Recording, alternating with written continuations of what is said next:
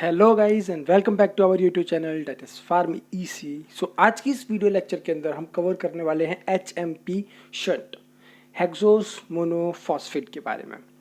जो इस चैनल पर नए हैं वो प्लीज़ चैनल को विजिट करें और पुरानी वीडियोस जो है हमारी बायोकेमिस्ट्री की उनको ज़रूर देखें ताकि वो ये समझ पाएँ कि हम कहाँ पर हैं और क्या पढ़ रहे हैं, कनेक्शन आप बना पाएँ इसीलिए। बाकी आप अपना रिव्यू देना ना भूलें। So without any delay let's begin. So HMP shunt के बारे में जब हम पढ़ रहे हैं तो हमें ये पता होना चाहिए कि HMP शंट को और क्या क्या बोला जाता है। HMP shunt is also known as pentose phosphate pathway PPP और phosphogluconate pathway. It is a metabolic pathway. Basically, it is a metabolic pathway that runs parallel to the glycolysis आपने पढ़ा है? हाँ, पढ़ा है। This pathway produces NADPH and intermediates required for the synthesis of nucleic acid and amino acids. ठीक है, मतलब simple सा बात ये है कि ये जो HMP शंट जो होती है ना, हेक्सोस मोनोफॉस्फेट शंट, इसको हम PPP मतलब पेंटोस फॉस्फेट पाथवे के नाम से भी जानते हैं और इसके साथ साथ फॉस्फोग्लूकोनेट पाथवे के नाम से भी इसको जानते हैं।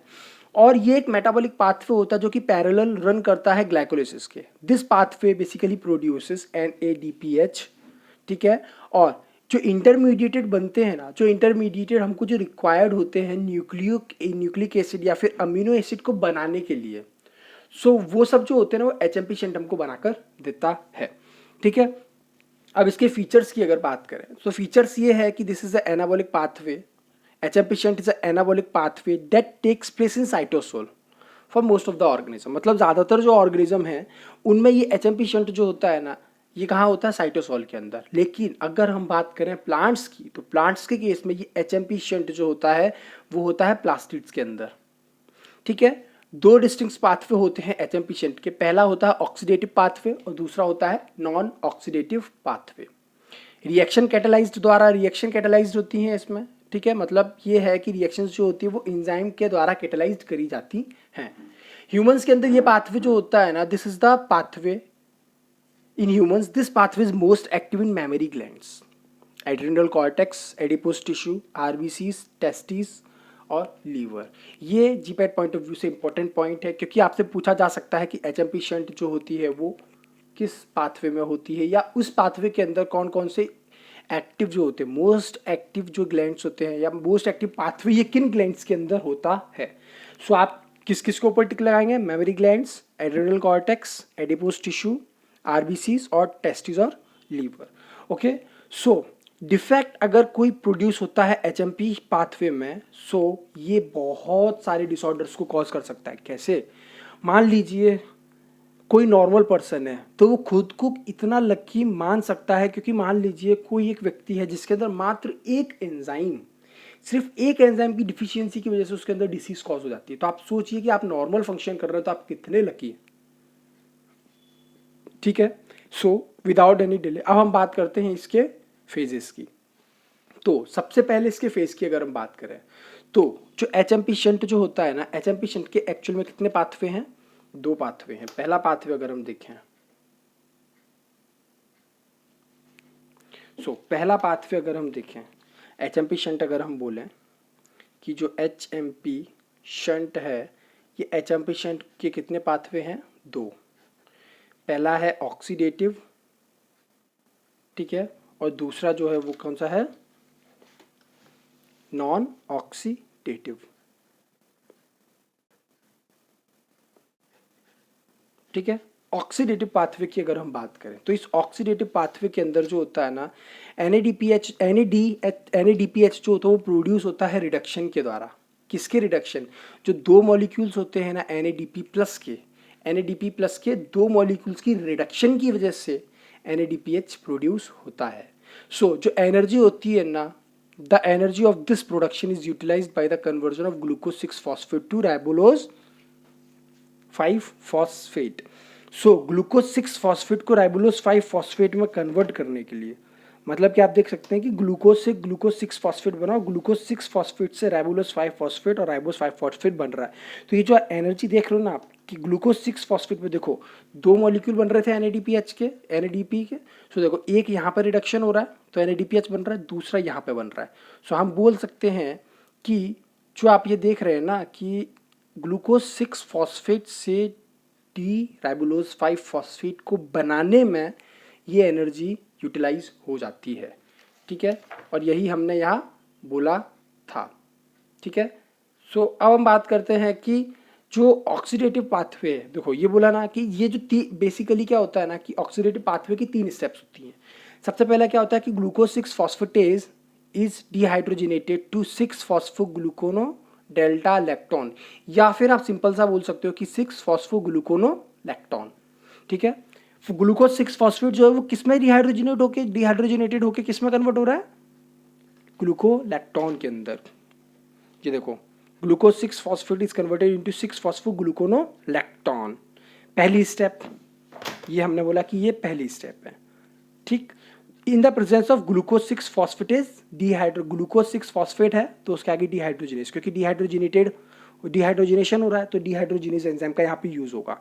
इस रिएक्शन के अंदर एक मॉलिक्यूल जो होता है NADP प्लस का वो कन्वर्ट हो जाता है NADPH मॉलिक्यूल में। अब देख पा रहे हैं, एक मॉलिक्यूल जो होता है NADP प्लस का वो कन्वर्ट हो जाता है NADPH में। अब देखो हमने अभी तक क्या बोला, हमने ये बोला कि ग्लूकोज 6 फॉस्फेट जो होता है ना वो ग्लूकोज 6 फॉस्फेट डिहाइड्रोजिनेज एंजाइम की प्रेजेंस में डिहाइड्रोजिनेशन रिएक्शन को शो करते हुए 6 फॉस्फोग्लूकोनोलैक्टोन, या फिर हमने इसका एक और नाम दिया था कि 6 फॉस्फोग्लूकोनो डेल्टा लैक्टोन में कन्वर्ट होता है, और वहां पे एक मॉलिक्यूल जो NADP प्लस का होता है ना वो कन्वर्ट हो जाता है NADPH में।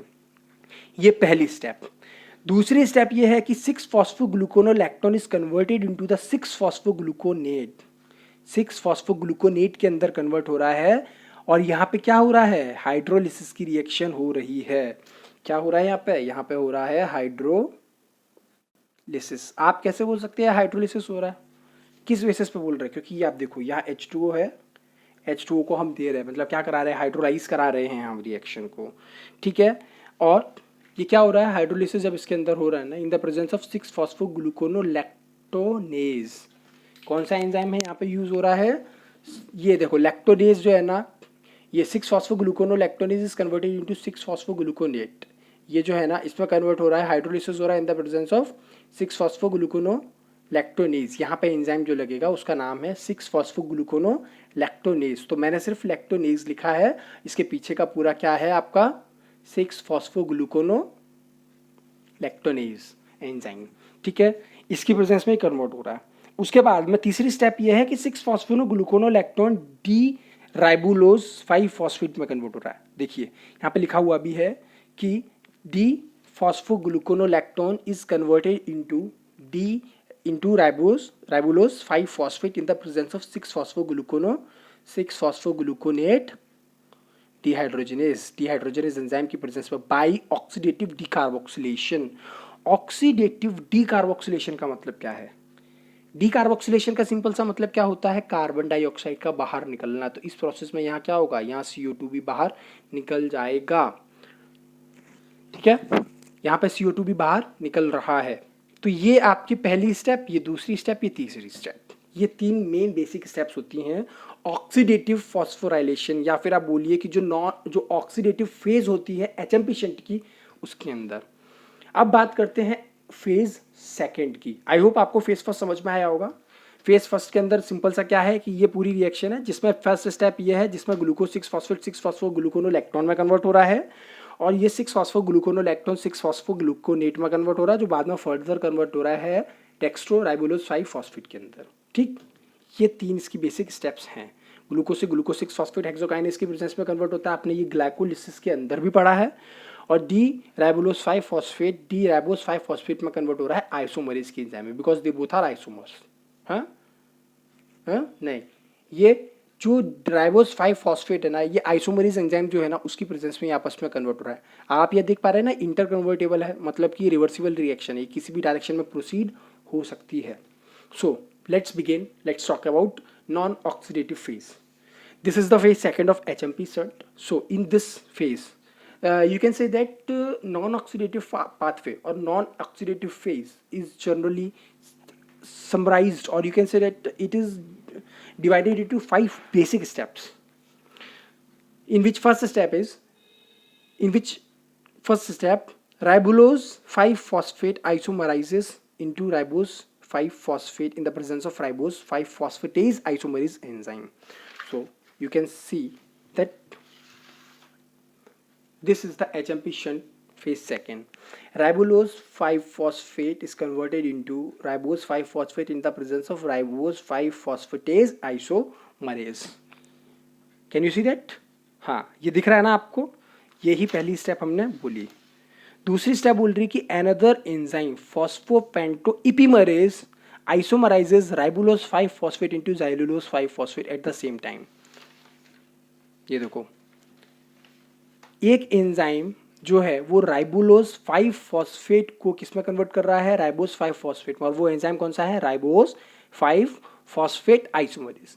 ठीक उसी समय पर दूसरा एंजाइम जिसका नाम है राइबुलोज, यहाँ पे राइबोस है, यहाँ पे राइबुलोज है, 5-phosphate इपीमरेज. ये राइबुलोज 5-phosphate इपीमरेज इस राइबुलोज 5-phosphate को कन्वर्ट कर रहा है ज़ैलुलोज 5-phosphate के अंदर.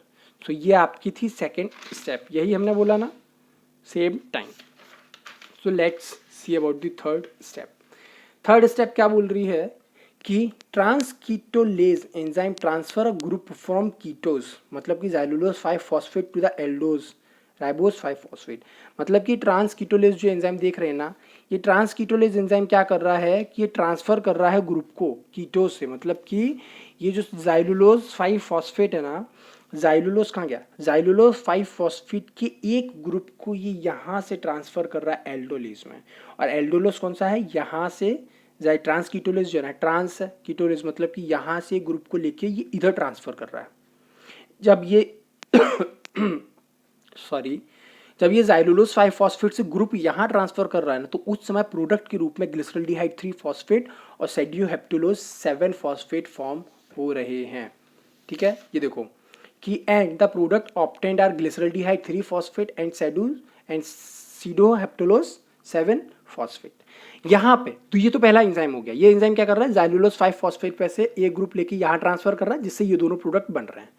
Trans aldolase again transfer a carbon group from sedoheptulose 7-phosphate to glyceraldehyde 3-phosphate. पहले में क्या हो रहा था कि यहाँ से ग्रुप का ट्रांसफर हो रहा था इधर, लेकिन ये वाला जो ट्रांस एल्डोलेज है ना, ये यहाँ से ग्रुप को ट्रांसफर करेगा ग्लिसरल्डिहाइड 3-phosphate में, है ना. और जो प्रोडक्ट ऑब्टेंड होंगे वो कौन से होंगे? इरिथ्रोस 4-phosphate और फ्रक्टोज 6-phosphate. अब देखो, ये जो कार्बन है ना, a carbon from xylulose 5-phosphate is transferred to erythrose 4-phosphate. Xylulose 4-phosphate से आप ये कहाँ पर ट्रांसफर हो रहा है? कहाँ पर ट्रांसफर हो रहा है? Erythrose 4-phosphate in the presence of transketolase. ये देखो, ये फ्रक्टोज 6-phosphate बोलो या फिर या इरिथ्रोस 4-phosphate है ना, 5-phosphate है, ये ट्रांसफर कर रहा है इरिथ्रोस 5-phosphate से. ये फ्रक्टोज 6-phosphate है ना. ये दूसरी एंजाइम है. बेसिक में ये क्या है ना कि इसके अंदर कुछ स्टेप्स जो हैं वो हमने कवर कंसीडर नहीं की है इस रिएक्शन के अंदर. जिसके अंदर ये स्टेप होती है एक, वो यहाँ पे कंसीडर नहीं करी है हमने. एक सिंपल सा फॉर्मेट आपको बताया है जिसमें कि ट्रांसकीटोलेज जो है ना, इरिथ्रोस 4-phosphate से ग्रुप ट्रांसफर करके कहाँ ट्रांसफर कर देगा? फ्रक्टोज 6-phosphate में. और एज अ प्रोडक्ट हमको क्या मिलेंगे? ज़ाइलुलोज 5-phosphate और ग्लिसरल्डिहाइड 3-phosphate. ठीक है. सो आई होप आपको समझ में आया होगा. एचएमपी शंट की फर्स्ट प्रोसेस के अंदर हमने देखे थे 3 बेसिक स्टेप्स थे.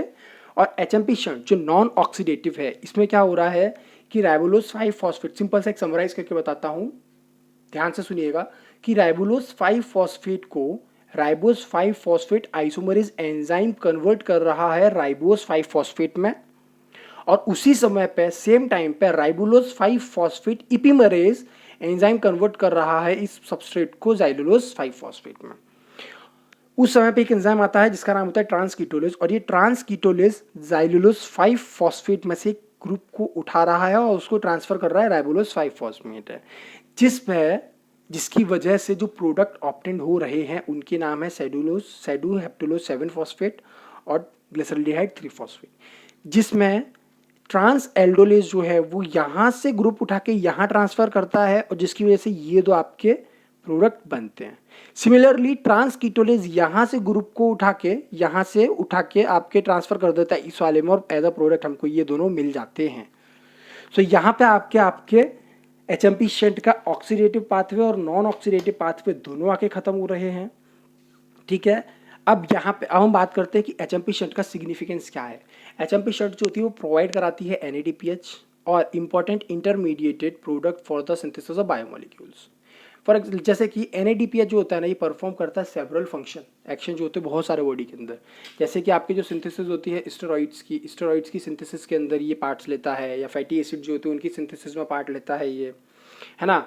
और ये जो होता है ये इंपॉर्टेंट कंपोनेंट होता है विद इन फेगोलाइसोसोम्स के अंदर। जो फेगोलाइसोम्स होते हैं उनके अंदर, और जो इम्यून सिस्टम होता है इम्यून रिस्पॉन्स उनके अंदर ये इंपॉर्टेंट रोल प्ले करता है। जो ग्लिसरल्डिहाइड 3-फॉस्फेट और फ्रक्टोज 6-फॉस्फेट ने ये इंटरमीडिएट के रूप में आपके प्रोड्यूस होते हैं और ये कहाँ पे एंटर कर जाते हैं बाद में ग्लाइकोलिसिस और ग्लूकोनियोजेनेसिस के अंदर ये ट्रांसफर कर जाते हैं। ग्लिसरल्डिहाइड 3-फॉस्फेट और फ्रक्टोज 6-फॉस्फेट का ग्लूकोनियोजेनेसिस और ग्लाइकोलिसिस के अंदर क्या रोल है ये आप प्रीवियस वीडियो के अंदर जाके देख सकते हैं, जहाँ पे हमने ग्लूकोनियोजेनेसिस को भी डिटेल में बात की है और ग्लूकोज को भी हमने डिटेल में बात किया। अगर ग्लाइकोलिसिस ऐसा जा रहा है ना तो ग्लूकोनियोजेनेसिस ऐसा जाता है अपोजिट डायरेक्शन में। बस फर्क सिर्फ कितना है कि ग्लाइकोलिसिस के अंदर 3 स्टेप्स होती है जो इरिवर्सिबल होती हैं। अगर उनको रिवर्सिबल नेचर का अगर हम बना दें तो क्या होगा, ग्लूकोनियोजेनेसिस हो जाएगा प्रोसेस। ओके, जो ये करता है ये एक्चुअली में ये जो दिख रहे हैं ना आपको ये क्लिनिकल है, ये नॉर्मल सिग्निफिकेंस और ये जो आप देख रहे हैं ना ये इसकी क्लिनिकल सिग्निफिकेंस है इसके, कि क्लिनिक में इसका कहाँ पे यूज़ किया जा सकता है। ठीक है, पहला जो क्लिनिकल सिग्निफिकेंस है वो ये कि थायमिन की डिफिशियंसी जो होती है उसकी डायग्नोसिस में किया जा सकता है, और जो डिफिशियंसी होती है ग्लूकोज 6-फॉस्फेट डिहाइड्रोजिनेज की उसमें भी हम इसको आइडेंटिफाई या इसको यूज़ कर सकते हैं उसको भी डायग्नोस करने के लिए या फिर आइडेंटिफाई करने के लिए। सो यहाँ पे आके आपकी HMP शंट खत्म होता है। और आई होप आपको मेरा वीडियो लेक्चर पसंद आया होगा। थोड़ा सा ये वीडियो जो था मतलब वायर में थोड़ा सा टच होने की वजह से मोबाइल की स्क्रीन थोड़ी सी हिल जा रही थी, तो जिसकी वजह से हो सकता है आपको थोड़ा सा डिस्टर्बेंस भी क्रिएट हुआ हो। मैं इसको याद रखूँगा, दोबारा ऐसा नहीं होगा। सो वीडियो को लाइक शेयर सब्सक्राइब ज़रूर करें और अपना रिव्यू देना ना भूलें। सो मिलते हैं आप लोगों से नए वीडियो लेक्चर के अंदर नए कंसेप्ट के साथ में। तब तक के लिए stay safe and stay happy. Bye bye guys.